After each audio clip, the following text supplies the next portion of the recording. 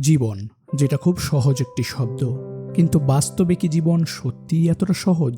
জীবনের মানে কিন্তু এক একজনের কাছে এক এক রকম, কারণ প্রত্যেকের জীবনে থাকে আলাদা আলাদা পরিস্থিতি, আলাদা আলাদা স্বপ্ন, আর স্বপ্ন পূরণের রাস্তাটাও এক এক মানুষের কাছে এক এক রকম। কিন্তু আমাদের সমাজে এমন কিছু মানুষ আছে যাদের জীবনে নিজেদের স্বপ্ন পূরণ করাটা যেন একটু বেশি কঠিন, কারণ ছোট থেকে তাদেরকে সমাজের বিভিন্ন জায়গাতে হতে হয় অবহেলিত এবং অপমানিত, যেটা কিনা তাদের বেঁচে থাকার ইচ্ছেটাকেও শেষ করে দেয়। তবে তারপরও তারা হাল না ছেড়ে নিজের মতো করে এগিয়ে যায়। এমনই এক অবহেলিত ছেলের গল্প বলবো আজ, যাকে কিনা কোনো এক কারণে ছোট থেকে সমাজের কাছে হতে হয়েছে অবহেলিত এবং অপমানিত। এমনকি নিজের বাবাও তাকে ছুঁড়ে ফেলে দিয়েছিল সমাজের বেড়াজালে। তার জন্মই যেন হয়েছিল জীবনের প্রতিটি পদক্ষেপে হেরে যাওয়ার জন্য, কিন্তু তারপরও সে বারবার ঘুরে দাঁড়িয়েছে। সকলের অবহেলা এবং হাসি ঠাট্টার পাত্র হয়েও সে পৃথিবীর বুকে তৈরি করেছে এক মহা ইতিহাস। আপনি যদি আপনার জীবনযুদ্ধে হেরে গিয়ে থাকেন এবং আপনার জীবন নিয়ে যদি আপনার কোনো অভিযোগ থেকে থাকে, তাহলে আজকের এই গল্পটি আপনার জন্য, কারণ এই গল্পটি কিছুটা হলেও আপনার জীবনের হতাশা দূর করে দেবে এবং আপনাকে দেবে বেঁচে থাকার এক নতুন প্রেরণা। আজ আমরা এক্সপ্লেইন করতে যাচ্ছি 2008 সালে মুক্তি পাওয়া biography drama movie front of the class. পুরো ভিডিওটি না টেনে শেষ পর্যন্ত দেখুন, কারণ পুরো গল্প জুড়ে রয়েছে ভরপুর ড্রামা, যা আপনাকে হাসাবে, কাঁদাবে, আনন্দ দেবে।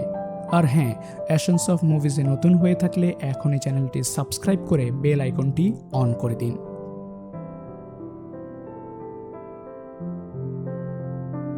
গল্পটি শুরু হয় ব্রেড নামক একটি ছেলেকে দেখে। ব্রেডের বয়স ছিল মাত্র 6 মাস। ব্রেড এখানে আমাদের সকলকে উদ্দেশ্য করে বলছিল, আমি হলাম ব্রেড। অন্য 4-5টা সাধারণ মানুষের মতো আমার জীবন নয়, বরং আমার জীবনকে বলা যায় কিছুটা অসাধারণ। যদিও প্রতিনিয়ত আমি আমার লাইফটাকে উপভোগ করার চেষ্টা করি, কিন্তু সবসময় আমার কাছের মানুষেরাই আমাকে মনে করিয়ে দেয় আমার জীবনের সবচাইতে বড় দুর্বলতার কথা। আসলে ব্রেডের একটি সমস্যা ছিল, যেটাকে বলা হয় টোরেট সিনড্রোম। এটা ছিল বিশেষ এক ধরনের রোগ। যদিও পৃথিবীতে খুবই কম সংখ্যক মানুষেরই এই রোগটি থাকে, তবে এই রোগটির জন্য শরীরে কোনো ধরনের সমস্যা হয় না। কিন্তু যে সমস্ত মানুষের এই রোগটি থাকে, হঠাৎ করেই তাদের মুখ দিয়ে অদ্ভুত কিছু আওয়াজ বের হয় এবং তাদের ব্রেন শরীরের বিভিন্ন অঙ্গ প্রত্যঙ্গে সিগন্যাল পাঠায়, যার ফলে শরীরের নির্দিষ্ট সেই অঙ্গ প্রত্যঙ্গগুলো কিছুক্ষণ পরপরই অদ্ভুতভাবে নড়ে ওঠে। তো ব্রেডের ছিল এই একই সমস্যা। সে চাইলেও তার এই সমস্যাটিকে কন্ট্রোল করতে পারত না, যার ফলে তাকে বিভিন্ন জায়গায় লজ্জিত হতে হয়। তবে ছোটবেলা থেকে ব্রেড ছিল অনেক জিনিয়াস একজন বাচ্চা, এমনকি সে অনেক বুঝদার ছিল। যদিও ব্রেড বাকি বাচ্চাদের সঙ্গে মিশতে চাইতো, কিন্তু স্কুল থেকে শুরু করে সমস্ত জায়গাতেই ব্রেডকে নিয়ে সবাই মজা করত। এমনকি ব্রেডের অসুস্থতার জন্য তার মুখ দিয়ে যেরকম আওয়াজ বের হয়, সবাই তাকে ঠিক তার মতো করেই আওয়াজ করে ব্যঙ্গ করত, যার ফলে ব্রেড খুবই কষ্ট পেত। এমনকি ক্লাসরুমে বসে সে যখন ক্লাস করত, তখন তার মুখ দিয়ে বারবার আওয়াজ বের হওয়ার কারণে ক্লাস টিচাররাও তার প্রতি খুবই বিরক্ত ছিল। আসলে সবাই মনে করত যে ব্রেড হয়তো এটা দুষ্টুমি করেই করছে, কারণ এই ধরনের রোগের সঙ্গে মানুষ সচরাচর পরিচিত ছিল না। তবে একদিন যখন ব্রেড তার ক্লাসরুমে বসে বাকি স্টুডেন্টদের সঙ্গে পরীক্ষা দিচ্ছিল, তখন কিছুক্ষণ পরই তার মুখ দিয়ে আওয়াজ বের হচ্ছিল, যার ফলে সমস্ত স্টুডেন্টরা তাকে নিয়ে হাসাহাসি করছিল। এতে করে ক্লাস টিচার খুবই রেগে যায়, আর সে ব্রেডকে বলে, ব্রেড, তুমি কি চাইছো? তুমি কি এটাই চাইছো যে তোমার জন্য বাকি স্টুডেন্টদের লেখাপড়া নষ্ট হোক? বারবার তোমাকে নিষেধ করার পরও তুমি একইভাবে শব্দ করে যাচ্ছ। এভাবে করলে তো তোমাকে আমাদের স্কুলে রাখাই সম্ভব নয়। এখনই সবার সামনে এসে দাঁড়াও এবং সবাইকে সরি বলে তাদের কথা দাও যে আজকের পর থেকে তুমি এই ধরনের শব্দ আর কোনোদিনও করবে না। ব্রেড তখন টিচারের কথা মতো সামনে চলে যায়, আর সে এখানে সবাইকে বলে, আমি খুবই দুঃখিত আর আমি তোমাদের কাছে অনেক বেশি লজ্জিত, কিন্তু আসলে আমার এই সমস্যাটির উপর আমার নিজের কোনো নিয়ন্ত্রণ নেই। তবে আমি কথা দিচ্ছি যে আমি যতটুকু সম্ভব নিজেকে নিয়ন্ত্রণে রাখার চেষ্টা করব। এই বলে ব্রেড যখন তার সিটে গিয়ে বসে, ঠিক তখনই আবারও না চাইতেই সে শব্দ করতে শুরু করে, যার ফলে ব্রেডকে ক্লাস থেকে বের করে প্রিন্সিপালের রুমে পাঠিয়ে দেওয়া হয়। এরপর সেখানে ব্রেডের মা আসে। প্রিন্সিপাল তখন ব্রেডের মাকে ব্রেডের নামে কমপ্লেন জানায়। এবং সে তাকে এটাও বলে যে তারা আজকের পর থেকে ব্রেডকে আর এখানে রাখবে না, কারণ ব্রেডের জন্য নাকি ক্লাসের অন্যান্য বাচ্চাদের অনেক সমস্যা হয়। কিন্তু ব্রেডের মা এখানে প্রিন্সিপালকে বলে, দেখুন স্যার, আমার ছেলেটা তো ইচ্ছে করে এমন করছে না, আপনাদের সবার একটু ওর সাথে মানিয়ে নেওয়া উচিত। একটা বাচ্চার অসুস্থতার কারণে তাকে আপনার স্কুল থেকেই বের করে দিতে চাইছেন। কিন্তু প্রিন্সিপাল এখানে ব্রেডের মাকে বলে, আপনি আমাকে কোনো কিছু শেখাতে আসবেন না, আপনার ছেলেকে আপনি চেনেনই না। ও ইচ্ছে করেই ওর মুখ দিয়ে অমন সাউন্ড বের করে যাতে করে ওর ক্লাসমেটদের ডিস্টার্ব করতে পারে। ব্রেড যে কতটা দুষ্টু প্রকৃতির ছেলে এটা আমরা সবাই বুঝে গিয়েছি, তাই ব্রেডকে এক্সপেল করা হলো। আপনি চাইলে কোনো স্পেশাল স্কুলে আপনার বাচ্চাকে দিতে পারেন। এ কথা শুনে ব্রেডের মা খুবই কষ্ট পায়, এমনকি সে প্রিন্সিপালের ওপর রেগে গিয়ে ব্রেডকে নিয়ে সেখান থেকে বেরিয়ে আসে। ব্রেড যখন তার মাকে জানায় যে সে আর পড়তে চায় না, সে স্কুলে যেতে একদমই পছন্দ করে না, সে স্কুলকে ঘৃণা করে, কিন্তু ব্রেডের মা বুঝতে পারে যে ব্রেড তার মনের কষ্ট থেকেই এই কথাগুলো বলছে। এভাবে করে প্রায় বেশ কয়েকদিন সময় পার হয়ে যায়। একদিন বিকালবেলা আমরা ব্রেডকে তার ছোট ভাই জেফের সঙ্গে দেখতে পাই। আসলে এই পৃথিবীতে ব্রেডকে যদি কেউ ভালোবেসে থাকে তাহলে সেটা হচ্ছে তার ছোট ভাই এবং তার মা। ব্রেডের দুষ্টুমি, মারামারি, খুনসুটি এই সমস্ত কিছুই ছিল তার ছোট ভাই জেফের সঙ্গে। তো তারা দুই ভাই এখানে প্রতিযোগিতা করতে করতে তাদের বাবার সঙ্গে দেখা করতে যায়। আসলে তাদের বাবা মায়ের কিছুদিন আগে ডিভোর্স হয়ে গিয়েছিল এবং তাদের বাবা আরেকটি বিয়েও করেছেন। তবে জেফ এবং ব্রেড তাদের বাবা মা দুইজনকেই খুবই ভালোবাসে। তাদের বাবা আবার প্রতি সপ্তাহে তাদের সঙ্গে দেখা করতে আসে। তবে বলা যায় ব্রেডের সঙ্গে নয়, বরং সে জেফের সঙ্গেই দেখা করতে আসতো, কারণ সে আসলে তার ছোট ছেলে জেফকেই অনেক বেশি ভালোবাসতো।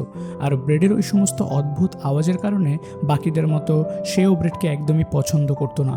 তার কাছেও মনে হতো যে তার ছেলে হয়তো দুষ্টুমি করেই এমনটা করছে, তাই সে ব্রেডকে সবসময় শাসন করত। ব্রেডের বাবার নাম ছিল নরম্যান। তো এখানে যখন ব্রেডের আবারও সেই সাউন্ড বের হচ্ছিল তখন তার বাবা তার উপর প্রচণ্ড রেগে যায়, আর সে তাকে বলে যে এরপর থেকে সে যেন এই ধরনের সাউন্ড বের না করে। সে কেন মানুষকে ডিস্টার্ব করার জন্য এমন করে সব সময়? কিন্তু ব্রেড মন খারাপ করে বলে, আমি তো এটা চাইলেও নিয়ন্ত্রণ করতে পারি না বাবা। কিন্তু ব্রেডের বাবা ভাবছিল যে সে মিথ্যে বলছে। এরপর সে জেফকে সেখানে আদর করে বিদায় জানায়, তবে ব্রেডের দিকে সে খেয়ালই করে না। যদিও এতে ব্রেডের খুবই মন খারাপ হয়, কিন্তু ব্রেড এখানে নিজে থেকে তার বাবাকে জড়িয়ে ধরে। তবে তার বাবা যখন তাকে ইগনোর করে সেখান থেকে চলে যায়, আর যাওয়ার আগে সে তাকে বলে যায় যে সে যেন নিজেকে নিয়ন্ত্রণ করে। এরপর আমরা দেখতে পাই যে ব্রেড তার মাকে তার বিজনেসে হেল্প করতে এসেছে। তার মা যেহেতু একজন সিঙ্গেল মাদার ছিল, তাই সে জীবিকা নির্বাহের জন্য একটি বিউটি অ্যান্ড ফ্যাশন হাউস খুলেছে। তবে আজকে যখন ব্রেড তার ভাইয়ের সঙ্গে সেখানে খেলছিল তখন সেখানে একজন কাস্টমার আসে, ফলে ব্রেড একটি সেলফের ভেতর লুকিয়ে পড়ে যাতে করে তার শব্দের জন্য কাস্টমারদের ডিস্টার্ব না হয়। কিন্তু সেই কাস্টমারটি সেই সেলফের ভেতরে কাপড় খুঁজতে যায়, আর সেখানে সে ব্রেডের সেই অদ্ভুত আওয়াজ শুনতে পায়। সে তখন ব্রেডের মাকে বলে, আপনার ছেলে সমস্যা কি? কিছুক্ষণ পরপরই তো একদম কুকুরের মতো আওয়াজ করছে, আপনি ওকে ভালো একজন কবিরাজ দেখান। তবে মহিলাটির কথায় ব্রেডের মা অনেক কষ্ট পেলেও সেখানে তার কোনো কথায় পাত্তা না দিয়ে তাকে বলে, কাপড় নিলে নিন, না হলে এখান থেকে বের হয়ে যান। তো এবার কিছুদিন পর ব্রেডের একটি বেসবল ম্যাচ ছিল, আর এই ম্যাচটি দেখতে ব্রেডের বাবা নরম্যান এবং তার ভাই জেফও এসেছে। ব্রেড এতে অনেক খুশি হয়।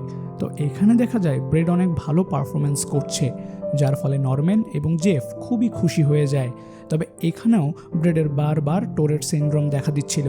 ব্রেডের বাবা তখন বারবার দূর থেকে ব্রেডকে থামতে বলে, সে তাকে এমনটা করতে নিষেধ করছিল।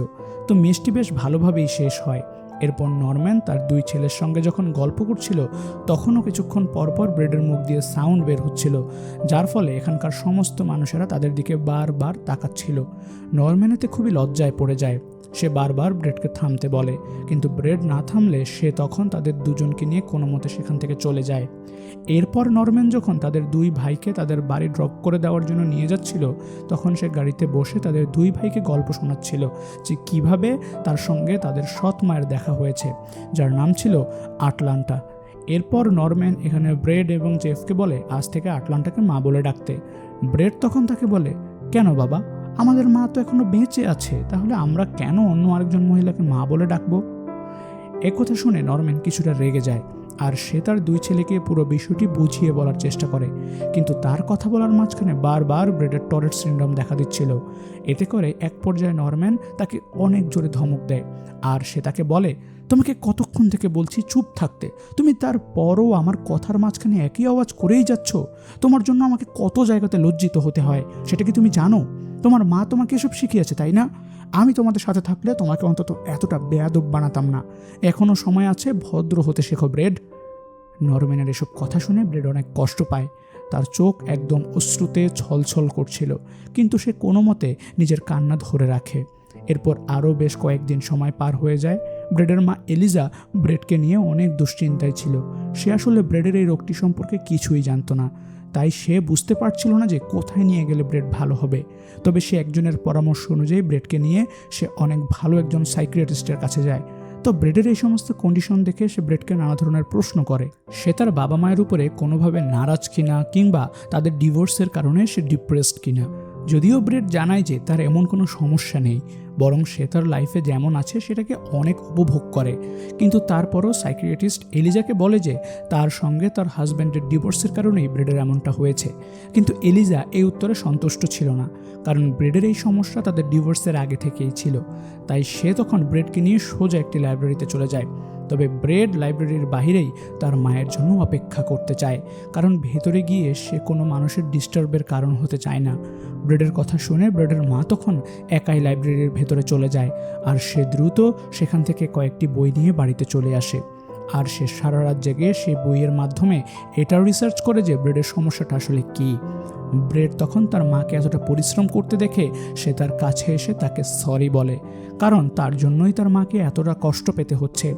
এদিকে অনেকগুলো বইয়ে খোঁজাখুঁজির পর এলিজা একটি বইয়ে ব্রেডের এই সমস্যাটির কথা জানতে পারে। সে জানতে পারে যে এটাকে বলা হয় টোরেট সিনড্রোম, যেটা পৃথিবীতে খুবই দুর্লভ একটি রোগ। এই রোগের মানুষদের কখনোই নিজেদের উপর কোনো কন্ট্রোল থাকে না। কিছুক্ষণ পর পর তাদের মস্তিষ্ক যেভাবে সিগন্যাল পাঠায়, তাদের শরীরে নড়াচড়া এবং মুখের আওয়াজও অটোমেটিক বের হয়। এতে এই রোগে আক্রান্ত ব্যক্তির কোনো দোষ নেই। কথা জানতে পেরে এলিজা ব্রেডকে নিয়ে সে সাইকিয়াট্রিস্টের কাছে যায়, আর সে তাকে রোগটি সম্পর্কে লেখা বইটিতে থাকা সব কিছু দেখায়। তো এই বইটিতে সব কিছু দেখে সাইকিয়াট্রিস্ট বুঝতে পারে যে এটা আসলে কোন ধরনের রোগ। এলিজা তখন তার কাছে জানতে চায় যে এই রোগটির সলিউশন কী, কীভাবে ট্রিটমেন্ট করলে ব্রেড একদম ভালো হয়ে যাবে। কিন্তু সাইকিয়াট্রিস্ট তখন তাকে জানায় যে এই রোগের কোনো সলিউশন নেই, এটা খুবই রেয়ার একটি রোগ। এখন পর্যন্ত কোনো বিজ্ঞানী এই রোগের সলিউশন বের করতে পারেনি। তাই সে যতদিন বেঁচে থাকবে তাকে এই রোগের সঙ্গে নিজেকে মানিয়ে নিতে হবে। এই কথা শুনে এলিজা সেখানে কাঁদতে শুরু করে, আর সে ব্রেডকে নিয়ে অনেক দুশ্চিন্তায় পড়ে যায় যে ব্রেড কিভাবে সারা জীবন এই রোগটিকে তার সঙ্গে করে নিয়ে বেড়াবে। কিন্তু ব্রেড এখানে তাকে সান্ত্বনা দেয় যে সে তাকে জানায় যে সে নিজেকে সামলে নিতে পারবে। এবার এলিজা বাড়িতে ফিরে ব্রেডের বাবা নরম্যানকে সমস্ত কথা জানায়। সে জানায় যে তাদের ছেলে এতদিন ইচ্ছে করে এমনটা করেনি, বরং তার একটি রেয়ার রোগ রয়েছে, যেটার নাম হচ্ছে টোরেট সিনড্রোম। কথা শুনে ব্রেডের বাবাই প্রথমবারের মতো ব্রেডকে বিশ্বাস করে যে ব্রেড আসলে এতদিন তাকে সত্য কথাই বলেছে। এজন্য সে ভেতরে ভেতরে অনেক গিল্টি ফিল করছিল, এবং সে না বুঝে ব্রেডের সঙ্গে কতটা খারাপ আচরণ করেছে, সে ব্রেডকে কতটা কষ্ট দিয়েছে। তবে এসবের চাইতেও সে বেশি চিন্তিত ছিল ব্রেডের ভবিষ্যৎ নিয়ে। তো দেখতে দেখতেই আরও বেশ কয়েকদিন সময় পার হয়ে যায়। ব্রেডের মা এলিজা সবসময় ব্রেডকে মোটিভেট করার চেষ্টা করে, এমনকি সে অনেক রিসার্চ করে এমন একটি জায়গা খুঁজে বের করেছে যেখানে ব্রেডের মতোই টোরেট সিনড্রোমে আক্রান্ত অনেক মানুষেরা রয়েছে।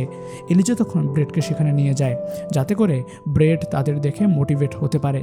কিন্তু সেখানে যাওয়ার পর তার ধারণাই একদম বদলে যায়, কারণ সেখানকার সমস্ত মানুষেরা তাদেরকে জানায় যে তারা তাদের এই রোগের কারণে নিজেদের বন্দি বানিয়ে ফেলেছে, এমনকি তারা কেউই তাদের জীবনে সফল হতে পারেনি। তাই এখন তারা এখানেই বন্দি জীবন কাটাচ্ছে। সমাজের মানুষের সাথে তারা একদমই মেশে না। এমনকি যে মহিলা সেখানকার সব কিছুর দায়িত্বে রয়েছে, সে এলিজাকে বলে যে এলিজা যেন ভুল করেও ব্রেডকে স্কুলে না পাঠায়, কারণ এমনিতেই তো এই রোগে আক্রান্ত মানুষদের তেমন কোনো কেরিয়ার নেই। তার উপর আবার তাদের স্কুলে পাঠানো হলে সেখানকার মানুষের কাছে বুলি হতে হতে ব্রেড নিজের মানসিক ভারসাম্য হারিয়ে ফেলতে পারে। এসব কথা শুনে এলিজা ব্রেডকে নিয়ে তাড়াতাড়ি করে সেখান থেকে বেরিয়ে আসে। আর ব্রেড এখানে তার মাকে বলে, মা, আমি তাদের মতো এমন জীবন চাই না, তুমি দেখে নিও, একদিন আমি ঠিকই এগিয়ে যাব। ব্রেডের মাও তখন তাকে অ্যাপ্রিসিয়েট করে, এমনকি সে তাকে এখানে নিয়ে আসার জন্য বারবার তার কাছে ক্ষমা চায়। এরপর এলিজা কিছুদিন পরেই ব্রেডকে আরও একটি নতুন স্কুলে ভর্তি করিয়ে দেয়, কিন্তু সেখানেও ঘটতে থাকে একই ঘটনা। সমস্ত স্টুডেন্টরা সবসময় তাকে বুলি করতে থাকে, এমনকি সবাই তাকে অন্য বাচ্চাদের থেকে আলাদা মনে করে। তো একদিন যখন তাদের ক্লাস টেস্ট চলছিল, তখন ব্রেড পেছনের দিকে ফিরে অনেক চেষ্টা করছিল যাতে করে কোনোভাবেই তার মুখ দিয়ে কোনো আওয়াজ বের না হয়, কিন্তু এতে তার কোনোই নিয়ন্ত্রণ নেই। তাই বারবার সেখানে তার টোরেট সিনড্রোম দেখা দিচ্ছিল, যার ফলে এক পর্যায়ে ক্লাস টিচার খুবই রেগে যায় আর সে তাকে সঙ্গে সঙ্গে প্রিন্সিপালের কাছে পাঠিয়ে দেয়। তাদের স্কুলের প্রিন্সিপালের নাম ছিল মিস্টার মায়ের। তো ব্রেড তাকে দেখতে পেয়ে সঙ্গে সঙ্গেই তার কাছে ক্ষমা চাইতে থাকে। সে বারবার বলতে থাকে যে সে ইচ্ছে করে কাউকে ডিস্টার্ব করতে চায়নি। তবে মিস্টার মায়ের তখন তার কথা ইগনোর করে তাকে বলে, ব্রেড, তুমি আজকে বিকেলে আমাদের স্কুলের মিউজিক প্রোগ্রামে এসো, ঠিক আছে? কিন্তু ব্রেড প্রথমে আসতে চায় না। সে মিস্টার মায়েরকে বলে যে তার জন্য মানুষের মিউজিক শুনতে সমস্যা হতে পারে, কিন্তু তারপরও মিস্টার মায়ের তাকে জোর করে আসতে বলে। তাই সেদিন বিকেলবেলা ব্রেড না চাইতেও সেই মিউজিক প্রোগ্রামে আসে। এবার যখন সেখানে মিউজিক চলছিল, তখন কিছুক্ষণ পরপরই মিউজিকের মাঝখানে ব্রেডের টোরেট সিনড্রোম দেখা দিচ্ছিল, যার ফলে হলরুমে থাকা সবাই ব্রেডের দিকেই তাকছিল এবং ব্রেডকে বারবার চুপ করতে বলছিল। ব্রেডের তো ইচ্ছে করছিল সেখান থেকে দৌড়ে পালিয়ে যেতে, কিন্তু কিছুক্ষণের মধ্যেই মিউজিক শেষ হলে মিস্টার মায়ের স্টেজে উঠে সকলকে উদ্দেশ্য করে বলে, আপনারা কি মিউজিকের মাঝখানে হলরুমে কোনো আওয়াজ শুনতে পেয়েছেন? নিশ্চয়ই পেয়েছেন। আর এই আওয়াজটি করছিল আমাদের স্টুডেন্ট ব্রেড কোহেন। ব্রেডতে অনেক ভয় পেয়ে যায়। এরপর মিস্টার মায়ের ব্রেডকে স্টেজে আসতে বলে। ব্রেড তখন ভয়ে ভয়ে স্টেজে গেলে মিস্টার মায়ের তখন ব্রেডকে বলে, ব্রেড, তুমি কিছুক্ষণ পরপর এমন আওয়াজ কেন করছো? সবাইকে একটু বলো তো। ব্রেড তখন বলে, আমি আপনাদের সবার কাছে ক্ষমা চাচ্ছি। আসলে আমার টোরেট সিনড্রোম নামে রেয়ার একটি রোগ আছে, যেটার কোনো চিকিৎসা নেই, আর আমি ইচ্ছে করে আপনাদের ডিস্টার্ব করতে চাই না। আমার শরীরের উপর আমার নিজেরই কোনো নিয়ন্ত্রণ নেই। আমি চেষ্টা করলেও আমার এই অদ্ভুত শব্দকে বন্ধ করতে পারি না, তাই আমি আন্তরিকভাবে দুঃখিত। মিস্টার মায়ের তখন ব্রেডকে জিজ্ঞেস করে, আচ্ছা ব্রেড, আমরা সবাই তোমাকে কিভাবে হেল্প করতে পারি? তখন ব্রেড বলে, আসলে আমার কাছে মনে হয় সবাই যদি আমাকে স্বাভাবিক মনে করে আর আমার এই অসুস্থতাকে সবাই মন থেকে মেনে নেয়, তাহলে হয়তো আর কারো কাছে আমার আওয়াজটিকে বিরক্তিকর মনে হবে না। সবাই যদি আমাকে এই বিষয়টিতে একটু হেল্প করে, তাহলেই আমি বাকি বাচ্চাদের মতো লেখাপড়া করতে পারবো। আপনাদের একটু সহযোগিতায় আমার একটি সুন্দর ভবিষ্যৎ হতে পারে। এরপর মিস্টার মায়ের সবাইকে উদ্দেশ্য করে বলে, আপনারা সবাই শুনেছেন তো, ব্রেড এই আওয়াজটি ইচ্ছে করে করে না। এটা তার একটা রোগ, যেটার পেছনে কারোর হাত নেই। আজকে এই বাচ্চাটির সঙ্গে যেই ঘটনা ঘটছে, সেটা আপনার সঙ্গে হতে পারত অথবা আমার সঙ্গেও হতে পারত। তাই আমাদের প্রত্যেকের উচিত ব্রেডকে তার স্বাভাবিক জীবনযাপনে সহায়তা করা। সে যেমন আছে তাকে ঠিক সেভাবেই মেনে নেওয়া। আমরা কেন তাকে আলাদা দৃষ্টিতে দেখব? প্রতিটি বাচ্চারই স্বাভাবিকভাবে জীবনযাপনের অধিকার রয়েছে। তাই আজকের পর থেকে ব্রেডের সম্পর্কে কোনো কমপ্লেইন শুনতে চাই না। এই বলে মিস্টার মায়ের ব্রেডকে তার সিটে গিয়ে বসতে বলে। এরপর ব্রেড যখন স্টেজ থেকে নেমে তার সিটে যাচ্ছিল, তখন সেখানে থাকা সবাই ব্রেডকে অ্যাপ্রিসিয়েট করছিল। তারা হাততালি দিয়ে দাঁড়িয়ে ব্রেডকে সম্মান জানাচ্ছিল। এতে যেন ব্রেডের মুখে প্রশান্তির এক হাসি ফুটে ওঠে। সে এতটাই খুশি হয় যে আজকে যেন তার জীবনের সমস্ত কষ্ট মুছে গিয়েছে। আর আজকেই এই ঘটনা ব্রেডকে অনেক বেশি মোটিভেট করে। সেদিনই ব্রেড মনে মনে সিদ্ধান্ত নেয় যে লাইফে যদি তাকে কিছু হতেই হয়, তাহলে সে একদিন মিস্টার মায়ের মতো একজন টিচার হবে, যার মনে প্রতিটি স্টুডেন্টের জন্য মায়া, ভালোবাসা থাকবে। তো এই ঘটনার পর প্রায় কয়েক বছর সময় পার হয়ে যায়। আমরা এখানে ব্রেডকে দেখতে পাই। ব্রেড এখন অনেক বড় হয়ে গিয়েছে। যদিও ব্রেডের টোরেট সিনড্রোম এখনও তার সঙ্গেই আছে, কিন্তু ব্রেড এখন অনেক বদলে গিয়েছে। সে মানুষের কথা শুনতে শুনতে এখন আর তার কিছুই যায় আসে না। সে কারো কথায় কোনো কান দেয় না। টোরেট সিনড্রোমকে সে নিজের সঙ্গী বানিয়ে ফেলেছে। তাছাড়া সবচাইতে মজার ব্যাপার হচ্ছে, ব্রেড তাদের দেশের সবচাইতে বড় ইউনিভার্সিটি থেকে গ্রাজুয়েট কমপ্লিট করেছে, তাও আবার খুবই ভালো রেজাল্টের সঙ্গে। সে তাদের দেশের মধ্যে টপারদের লিস্টে রয়েছে। এমনকি এডুকেশনাল সেকশনে তার এত বড় বড় অ্যাচিভমেন্টের জন্য সে অনেকবার অ্যাওয়ার্ডও পেয়েছে। তবে তার সবচেয়ে বড় স্বপ্নটি কিন্তু এখনও পূরণ হয়নি। সেটা হলো খুব ভালো একজন টিচার হওয়া। সে তার দৃষ্টিভঙ্গি দিয়ে মানুষকে শেখাতে চায় যে হাজারো বাধা বিপত্তি পেরিয়ে জীবনে কিভাবে এগিয়ে যেতে হয়। তাই বর্তমানে ব্রেড টিচার হওয়ার জন্য বিভিন্ন স্কুলে ইন্টারভিউ দিয়ে যাচ্ছে। তো আজকে তার অনেক বড় একটি স্কুলে ইন্টারভিউ ছিল। সেখানকার প্রিন্সিপাল তো প্রথমে ব্রেডের সার্টিফিকেট দেখে অনেক ইমপ্রেস হয়ে যায়, কিন্তু যখন সে ব্রেডের সঙ্গে কিছুক্ষণ কথা বলে তখন ব্রেডের টরেট সিনড্রোম দেখা দিচ্ছিল। ব্রেড তখন প্রিন্সিপালকে সমস্ত বিষয়টি খুব সুন্দরভাবে বুঝিয়ে বলে, কিন্তু প্রিন্সিপাল এখানে অনেক দ্বিধাদ্বন্দ্বে ছিল। সে ব্রেডকে বলে যে সে তার এই ধরনের অসুস্থতা নিয়ে কিভাবে ক্লাস নিতে পারবে, সে কেমন টিচার হবে, এটা নিয়ে তার সন্দেহ আছে। ব্রেড তখন তাকে জানায় যে গভর্নমেন্ট তাকে এই স্বীকৃতি দিয়েছে যে সে চাইলেই যে কোনো স্কুলে টিচার হতে পারে, কারণ সে সেখানে টিচার হওয়ার অনেকগুলো টেস্ট পাশ করে এসেছে। কিন্তু সেই প্রিন্সিপাল তখন তাকে বলে, আপনি যে অনেক মেধাবী মানুষ এতে কিন্তু কোনো সন্দেহ নেই, কিন্তু আপনিই বলুন তো আপনার ক্লাসের স্টুডেন্টরা কি লেখাপড়া করবে নাকি আপনার এই অদ্ভুত আওয়াজ শুনবে, তাই আমরা আপনাকে কোনোভাবেই এই জবটি দিতে পারছি না। একথা শুনে ব্রেডের একদমই মন খারাপ হয় না। ব্রেড তার সার্টিফিকেটগুলো নিয়ে হাসি মুখে বেরিয়ে আসে। সে যতদিন পর্যন্ত টিচার হতে না পারছে এতদিন পর্যন্ত সে চেষ্টা করেই যাবে, সে কিছুতেই হাল ছেড়ে দেবে না। তাছাড়া এভাবে রিজেক্ট হয়ে যাওয়াটা আজকেই তার প্রথমবার ছিল না, এর আগেও সে প্রায় 27টি স্কুল থেকে রিজেক্ট হয়েছে, কিন্তু এতে তার কোনো কিছুই যায় আসে না। তো এরপর ব্রেড খুশি মনে তার বাড়িতে ফিরে আসে। সে আসলে এখন তাদের দেশের মেইন একটি শহরে থাকে, যাতে করে সে ভালো ভালো স্কুলের জবের ইন্টারভিউ দিতে পারে। সে তার খুব ভালো একজন বন্ধু রনের সঙ্গে একটি মেসে থাকে। রন তাকে একদম তার ছোট ভাই জেফের মতোই কেয়ার করে, সে তাকে অনেক সাপোর্ট করে। ব্রেড প্রায় অনেকগুলো স্কুলে তার সার্টিফিকেট জমা দিয়ে এসেছে, তাই সে প্রতিনিয়ত নতুন নতুন স্কুল থেকে ফোনের আশায় থাকে। তো এবার কিছুদিন পরেই তার কাছে আরও একটি স্কুল থেকে ফোন কল চলে আসে। ব্রেড এতে প্রচণ্ড রকমের এক্সাইটেড হয়ে যায়। এই স্কুলটিও ছিল তার পছন্দের তালিকার একটি স্কুল, তাই পরের দিন সে দ্রুত সেই স্কুলের ইন্টারভিউ দেওয়ার জন্য চলে যায়। আর প্রতিবারের মতো প্রিন্সিপাল তার সার্টিফিকেট দেখে অনেক ইমপ্রেস হয়ে যায়, কিন্তু যখনই সে ব্রেডের টোরেট সিনড্রোমের ব্যাপারে জানতে পারে তখন তার ব্রেডের উপর থেকে সমস্ত ইন্টারেস্ট চলে যায়। সে তখন ব্রেডকে বলে, দেখুন আমাদের স্কুলের বাচ্চারা খুবই দুষ্টু, তারা তাদের টিচারের এমন অদ্ভুত রোগ দেখলে তাকে নিয়ে সবসময় বুলি করতেই ব্যস্ত থাকবে। আমার মনে হয় এটা আপনার জন্য শোভনীয় নয়। কিন্তু ব্রেড তখন তাকে বলে, এতে আমার কোনো সমস্যা নেই, আমি আমার জীবনে এমন কিছু পরিস্থিতি মোকাবিলা করে এসেছি যে এখন আমার কাছে আর কিছুই মনে হয় না। আমি আমার এই রোগ নিয়ে সমস্ত কথা শুনতেই প্রস্তুত, কিন্তু আপনি আমার উপর বিশ্বাস রাখতে পারেন। আমার এই বাচ্চাগুলোকে নিয়ে অনেক পরিকল্পনা আছে, অনেক অনেক স্বপ্ন আছে। আমি তাদের মাধ্যমে সমাজকে ভালো কিছু শিখিয়ে যেতে চাই, আর আমার দৃষ্টিভঙ্গি অন্যান্য টিচারদের চাইতে আলাদা। আপনি আমার উপর একবার ভরসা করে দেখতে পারেন। আমার কাছে গভর্নরের সার্টিফিকেটও আছে। কিন্তু ব্রেডের এই সমস্ত কথাতেও প্রিন্সিপালের মন গলে না, সে ব্রেডকে রিজেক্ট করে দেয়।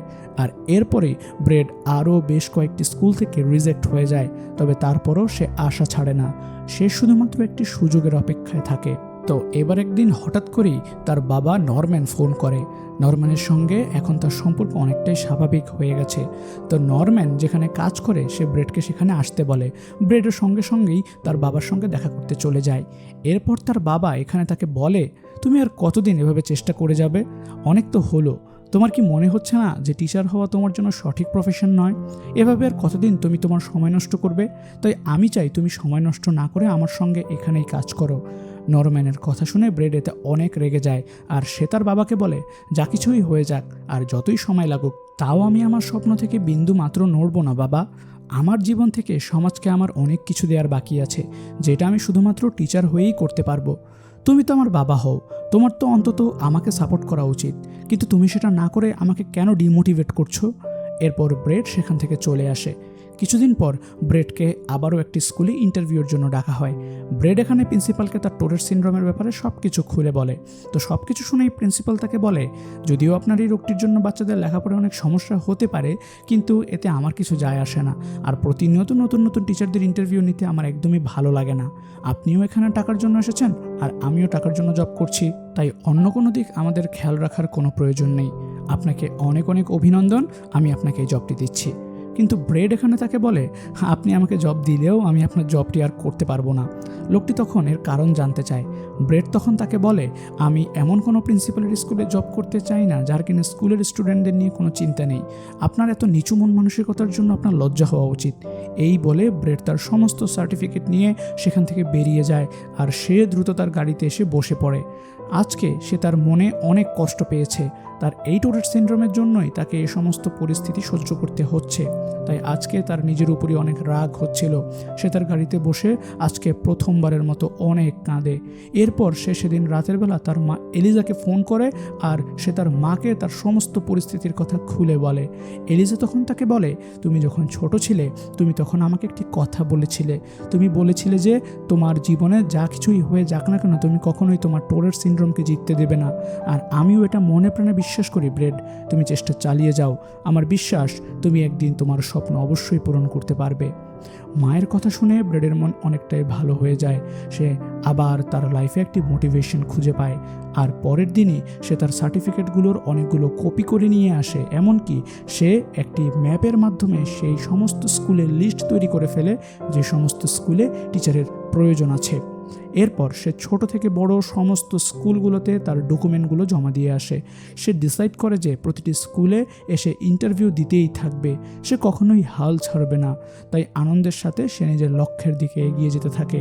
তো সমস্ত স্কুলে সার্টিফিকেট জমা দেওয়ার পর অনেক দিন সময় পার হয়ে যায়, কিন্তু ব্রেডের কাছে কোনো ফোন কলই আসে না। এদিকে বর্তমানে ব্রেড অনেক আর্থিক সমস্যার মধ্যে ছিল, তাই সে তার হাত খরচের জন্য তার বাবার সঙ্গে কিছুদিন পার্ট টাইম কাজ করার সিদ্ধান্ত নেয়। যদিও তার বাবা তাকে সবসময় টাকা দিতে চায়, কিন্তু সে কারো টাকা নিয়ে চলতে চায় না, তাই সে নিজেই তার বাবার সঙ্গে কাজ করতে চলে যায়। এরপর সে তার বাবাকে পরিষ্কার করে জানিয়ে দেয় যে সে কিন্তু এই কাজটি শুধুমাত্র কিছুদিনের জন্যই করছে, কারণ সে খুব শীঘ্রই অনেক ভালো একজন টিচার হতে চলেছে। তবে তার বাবাও কিন্তু মনে মনে এটাই চাইতো যে ব্রেড যেন সত্যি সত্যি তার স্বপ্ন পূরণ করতে পারে। এদিকে আবার মাঝে মধ্যেই ব্রেডের সঙ্গে দেখা করতে আসে তার সৎ মা, যার নাম হচ্ছে আটলান্টা। আটলান্টা আবার অনেক ভালো মহিলা ছিল। সে ব্রেডকে নিজের সন্তানের মতোই ভালোবাসত, এমনকি সে ব্রেডকে সবসময় সাপোর্ট করত। তাই ব্রেডের সঙ্গে আটলান্টার সম্পর্ক খুবই ভালো ছিল। তো এভাবেই প্রায় 2 মাস সময় পার হয়ে যায়। আসলে এবার ব্রেড তার সার্টিফিকেটগুলোর সঙ্গে সঙ্গে তার টোরেট সিনড্রোম সম্পর্কে একটি কাগজ জমা দিয়ে এসেছিল। তাই হয়তো কোনো স্কুল থেকেই তাকে এখন ডাকছে না, কিন্তু ব্রেড এখনও অপেক্ষায় আছে যে কোনো না কোনো স্কুল থেকে তাকে ফোন করা হবে। তো এভাবেই একদিন সকালবেলা সে তার রুমে বসেছিল, কিন্তু ঠিক তখনই একটি স্কুল থেকে তার ফোন আসে। ব্রেড অনেক এক্সাইটেড হয়ে দ্রুত ফোনটিকে রিসিভ করে। এরপর ব্রেডকে ইন্টারভিউর জন্য ডাকা হয়। সেখানকার প্রিন্সিপাল জিম এবং তার অ্যাসিস্ট্যান্ট লেরি তাকে অনেক সুন্দরভাবে ওয়েলকাম জানায়। এরপর তাদের ইন্টারভিউ শুরু হয়। জিম এবং লেরি ব্রেডের সঙ্গে অনেক ভালো আচরণ করছিল। তো এখানে জিম ব্রেডকে জিজ্ঞাসা করে, প্রতিটি পরীক্ষাতে আপনার রেজাল্ট তো অনেক ভালো, আপনি তো চাইলেই অন্য কোনো প্রফেশনে যেতে পারতেন, কিন্তু সেটা না করে আপনি কেনই বা টিচার হতে চান? ব্রেড তখন তাকে বলে, আসলে আমি যখন ছোট ছিলাম আমার এই টোরেট সিনড্রোমের জন্য আমাকে অনেক জায়গাতে লজ্জিত হতে হয়েছে। অনেকগুলো স্কুল থেকে আমাকে অপমান করেও বের করে দেওয়া হয়েছে। এক পর্যায়ে তো এমন হয়েছিল যে কোনো স্কুলে আমাকে রাখছিল না, কিন্তু একবার আমার মা আমাকে এমন একটি স্কুলে ভর্তি করে যেখানকার প্রিন্সিপাল ছিল অনেক উদার মনের একজন মানুষ। তার নাম ছিল মিস্টার মায়ের। তিনি আমাকে শিখিয়েছেন মানুষের জীবনের আসল শিক্ষা আসলে কি।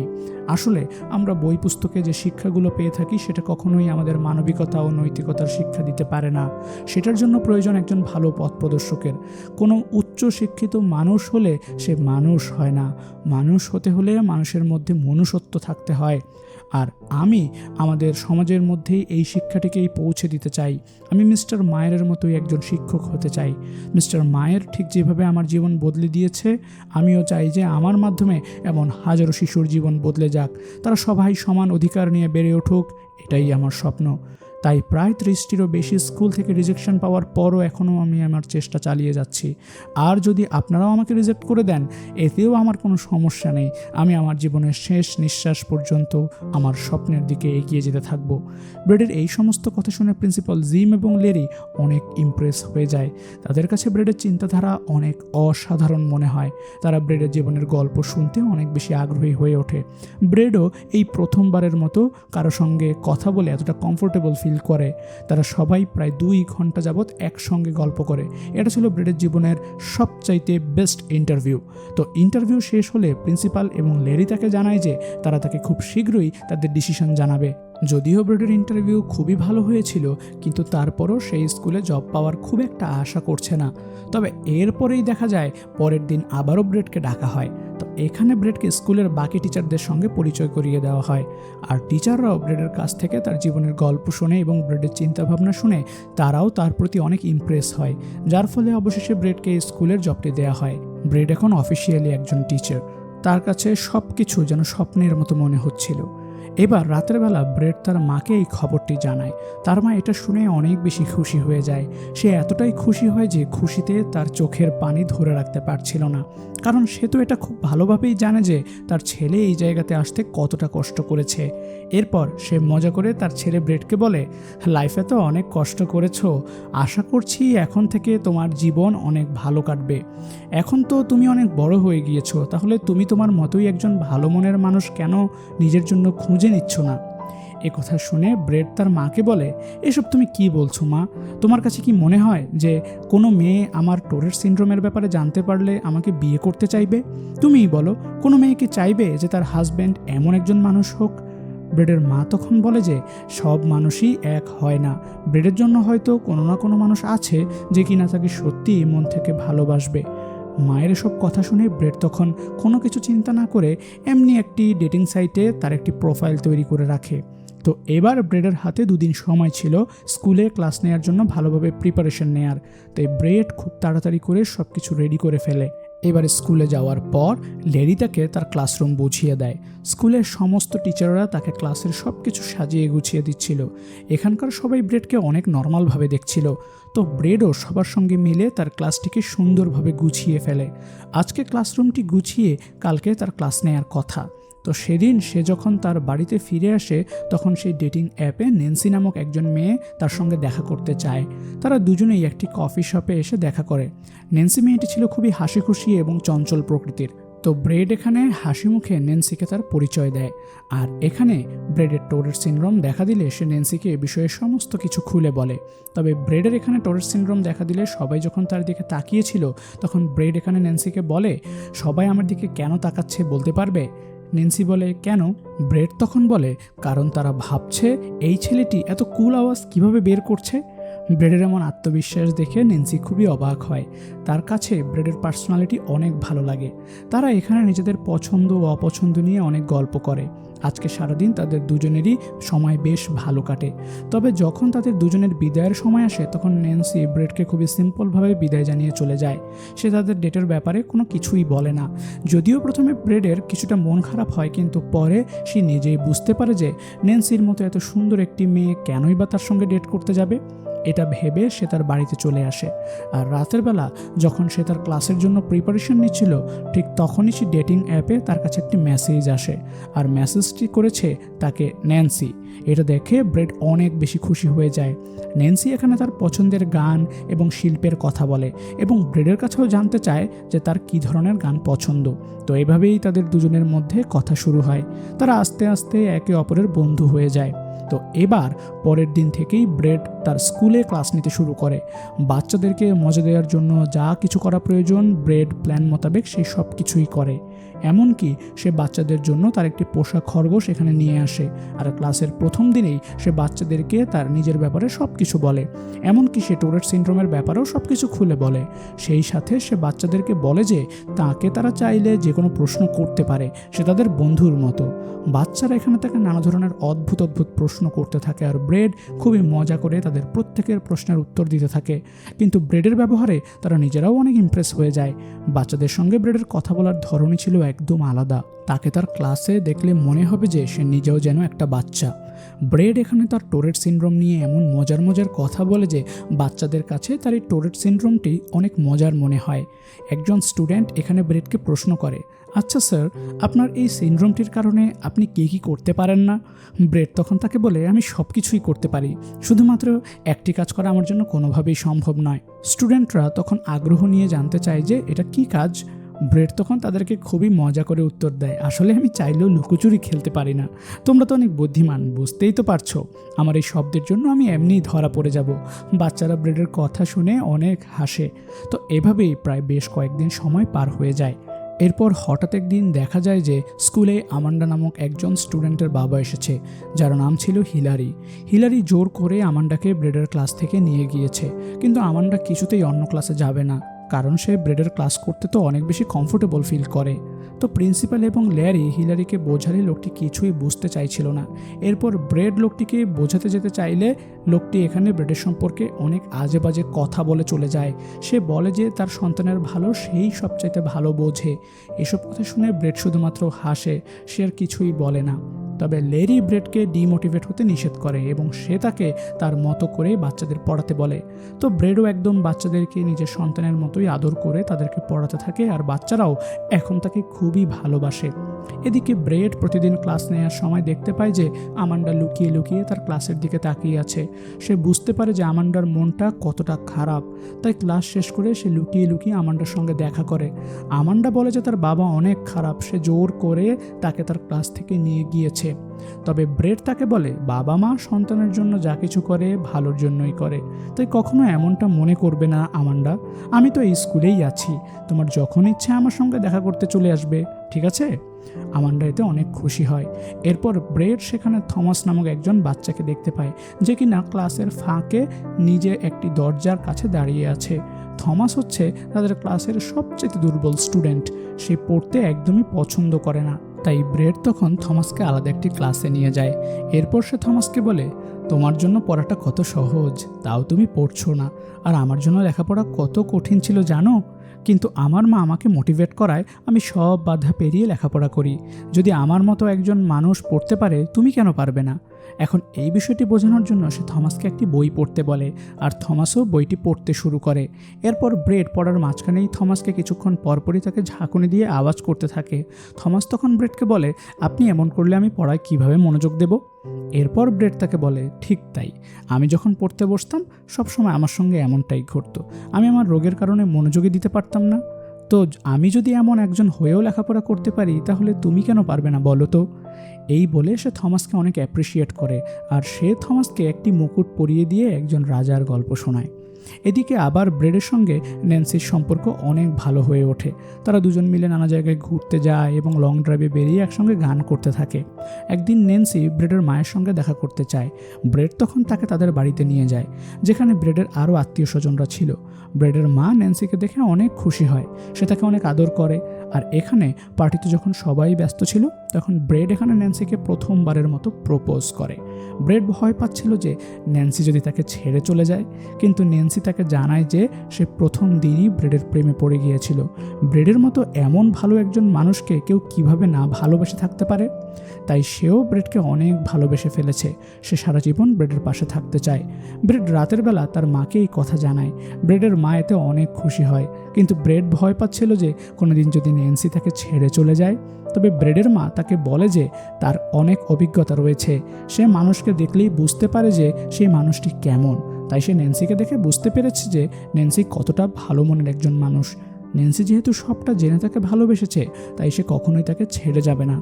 মায়ের কথা শুনে ব্রেড যেন তার মনে স্বস্তি পায়। তো ব্রেডের ক্লাসে আবার হেদার নামের একটি মেয়ে রয়েছে। হেদার ছিল তাদের ক্লাসের সবচাইতে মেধাবী স্টুডেন্ট। সে শুরু থেকেই ব্রেডকে সাপোর্ট করে, এমনকি টিচার হিসেবে সে ব্রেডকে ভালোবাসে এবং সম্মান করে। প্রতিদিন স্কুল ছুটি হওয়ার পর সে ব্রেডকে জড়িয়ে ধরে, তারপর সে বাসায় যায়। আর ব্রেডের সঙ্গে হেদারের এমন আন্তরিকতা দেখে হেদারের মা একদিন ব্রেডের কাছে আসে, আর সে ব্রেডকে জানায় যে হেদার তার কথা সবসময়ই বলে। হেদার তাকে খুব পছন্দ করে, হেদার তাকে অনেক আপন মনে করে। আর ব্রেডের সঙ্গে হেদারের এমন আন্তরিকতা দেখে হেদারের মা এখানে ব্রেডকে জানায় যে হেদারের ব্লাড ক্যান্সার রয়েছে, সে আর বেশি দিন বাঁচবে না। এটা শুনে ব্রেড অনেক কষ্ট পায়, আর সে চেষ্টা করতে থাকে হেদারের শেষ দিনগুলো অনেক ভালো করে তোলার। সে হেদারকে তার পছন্দের খরগোশটি উপহার দেয়। হেদার এতে অনেক খুশি হয়। এভাবেই প্রায় বেশ কয়েকদিন ব্রেড হেদারের সঙ্গে সময় কাটায়, আর কিছুদিন পরেই তার কাছে খবর আসে যে হেদার মারা গিয়েছে, যেটা শুনে ব্রেড অনেক ভেঙে পড়েছিল। এরপর সবাই মিলে চলে যায় হেদারের ফিউনারেলে, কিন্তু ব্রেড বাইরেই দাঁড়িয়েছিল, কারণ এতে করে এখানকার মানুষের ডিস্টার্ব হতে পারে। কিন্তু কিছুক্ষণের মধ্যেই তার কাছে হেদারের মা আসে, আর সে তাকে বলে, আপনি কেন ভেতরে আসছেন না? আপনি তো ছিলেন হেদারের সবচাইতে পছন্দের মানুষ, আপনি ওর জীবনের শেষ দিনগুলোকে অনেক সুন্দর করে দিয়েছেন, সেটার জন্য আমরা আপনার কাছে অনেক বেশি কৃতজ্ঞ। আপনি ভেতরে আসলে আমরা অনেক খুশি হব। এরপর সে নিজেই ব্রেডকে ভেতরে নিয়ে যায়। ব্রেড এখানে নিজের চোখের পানি ধরে রাখতে পারছিল না, আর হেদারের জন্য প্রচণ্ড খারাপ লাগছিল। এই ঘটনার পর প্রায় কয়েক মাস সময় পার হয়ে যায়। তো একদিন যখন ব্রেড বাচ্চাদের ক্লাস নিচ্ছিল, তখন তাদের স্কুলে গভর্নমেন্ট এডুকেশনাল সেকশন থেকে অনেক বড় একজন অফিসার আসে, আর সে স্কুলের প্রতিটি টিচারের ক্লাসরুম পর্যবেক্ষণ করতে থাকে। আর সে প্রিন্সিপাল জিম এবং লেরির সঙ্গে লুকিয়ে লুকিয়ে ব্রেডের ক্লাসগুলো পর্যবেক্ষণ করে। সেখানে দেখতে পায় যে ব্রেড শুধুমাত্র বাচ্চাদেরকে পড়াচ্ছেই না, বরং সে মজার ছলে তাদের সঙ্গে বাইরের নানা বিষয় সম্পর্কে তাদেরকে শেখাচ্ছে। সে বাচ্চাদেরকে নিয়ে ঘুরতে যাচ্ছে, তাদের সঙ্গে খেলছে, তাদের সঙ্গে হাসাহাসি করছে এবং তাদেরকে যেন নিজের সন্তানের মতোই আদর করছে। আর বাচ্চারাও তার সঙ্গে এমনভাবে মিশে গিয়েছে যেন দেখে মনে হচ্ছে যে ব্রেড তাদের অনেক আপন কোনো মানুষ। আর সবচাইতে বড় ব্যাপার হচ্ছে যে ব্রেড স্কুলে ক্লাস নেওয়ার পর থেকে বাচ্চাদের রেজাল্ট অনেক ভালো হয়েছে। যে সমস্ত বাচ্চারা আগে পাস মার্ক উঠাতে পারতো না, তারাই এখন 70 থেকে 80% নম্বর পাচ্ছে। পড়ালেখাটা যেন এখন তাদের কাছে অনেকটাই খেলার মতো। এই সমস্ত কিছু পর্যবেক্ষণ করে অফিসার সেখান থেকে চলে যায়। এই ঘটনার পর প্রায় কয়েক সপ্তাহ সময় পার হয়ে যায়। হঠাৎ একদিন স্কুলের টিচাররা ব্রেডকে ডাকে এবং তাকে তাদের সঙ্গে করে তার ক্লাসে আসতে বলে। ব্রেডেতে কিছুটা ভয় পেয়ে যায়, কারণ সে ভাবছিল যে তার দ্বারা আবার কোনো ভুল হয়ে গেল না তো। তবে ব্রেডকে ক্লাসে নিয়ে যাওয়ার পর লেরি এখানে সমস্ত স্টুডেন্টদের বলে, এই হচ্ছে তোমাদের ক্লাস টিচার ব্রেড কোহেন। তবে আজ থেকে সে কোনো সাধারণ টিচার নয়, বরং সে একজন ন্যাশনাল টিচার, কারণ এবছর তাকে আমাদের দেশের জাতীয় টিচার হিসেবে নির্ধারিত করা হয়েছে। আসলে সেদিন গভর্নমেন্ট অফিস থেকে যে অফিসার এসেছিল, সে আসলে ন্যাশনাল টিচার সিলেকশনের জন্য এখানে এসেছিল। আর সমস্ত দিক বিবেচনা করে ব্রেড হচ্ছে এবারের সেরা টিচার, তাই কালকে তাকে অ্যাওয়ার্ডের জন্য ডাকা হয়েছে। এটা জানতে পেরে ব্রেড তো একদম শকড হয়ে যায়। তবে ব্রেডের চাইতে ব্রেডের স্টুডেন্টরাই বরং বেশি খুশি ছিল। তারা সবাই এখানে দাঁড়িয়ে ব্রেডের জন্য চিৎকার করতে করতে হাততালি দিচ্ছিল, আর ব্রেডের কাছে সব কিছুই যেন মনে হচ্ছিল স্বপ্নের মতো। এরপর দেখতে দেখতেই অ্যাওয়ার্ডের দিন চলে আসে। ন্যান্সি নিজের হাতে ব্রেডকে রেডি করে দেয়। ব্রেড আজকে তার লাইফে প্রথমবারের মতো এতটা নার্ভাস ছিল, কিন্তু ন্যান্সি তার মনে সাহস জুগিয়ে তাকে ভেতরে পাঠায়। ব্রেডের মা, বাবা, সৎ মা, এমনকি ব্রেডের ছোট ভাই, তার বন্ধু, সেই সাথে তার ক্লাসের প্রতিটি ভালোবাসার স্টুডেন্টরা, যাদেরকে দেখে ব্রেড প্রতিনিয়ত তার মনে সাহস পায়। এরপর ব্রেডকে স্টেজে ডাকা হয় আর তার কাছে তার লাইফ জার্নির ব্যাপারে সমস্ত কিছু জানতে চাওয়া হয়। ব্রেড তখন সবাইকে এক এক করে তার জীবনের গল্প বলতে থাকে, যে সে কত রকমের বাধা বিপত্তি পেরিয়ে আজকে এই জায়গাতে পৌঁছাতে পেরেছে।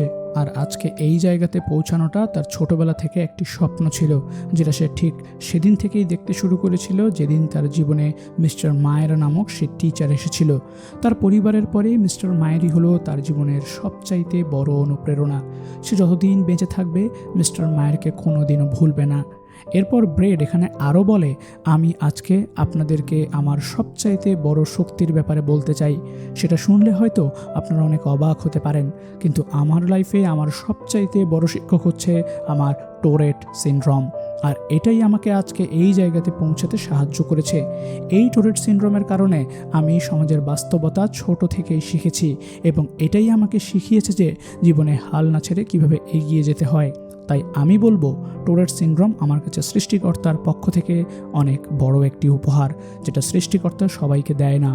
এরপর একজন ব্রেডকে প্রশ্ন করে, আচ্ছা আপনি টোরেট সিনড্রোম থেকে কী কী শিখেছেন? তো ব্রেড এখানে এই ব্যাপারে বলতেই যাবে, কিন্তু এরপর দেখা যায় এখানে তার স্টুডেন্টরাই এক এক করে হাত তুলতে শুরু করে, আর তারাই এখানে এক এক করে বলতে থাকে যে ব্রেড তার লাইফ থেকে কী কী শিখেছে, যেটা ব্রেড এখন তাদেরকে শেখাচ্ছে। একজন বলে, আপনি শিখেছেন জীবনে কিভাবে এগিয়ে যেতে হয়। আরেকজন বলে, আপনি শিখেছেন কিভাবে জীবনে বারবার হেরে গিয়ে অনুপ্রাণিত হতে হয়। এরপর আরেকজন স্টুডেন্ট বলে, আপনি শিখেছেন কিভাবে যে কোনো পরিস্থিতি হাসি মুখে মোকাবিলা করতে হয়।